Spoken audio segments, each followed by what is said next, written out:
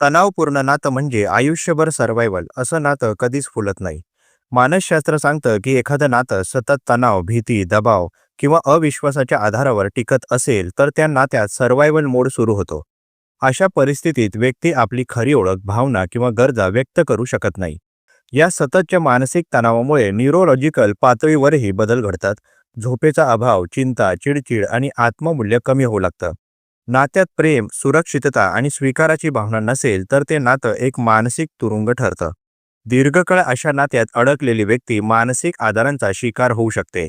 नातं फुलण्यासाठी मोकळा संवाद, परस्पर सन्मान आणि विश्वास हवे असतात.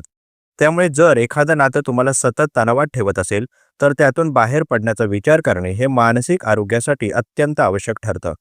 सर्व्हायव्हलवर चाललेलं नातं कधीच विकास घडवत नाही, फक्त आपल्याला थकवतं. धन्यवाद.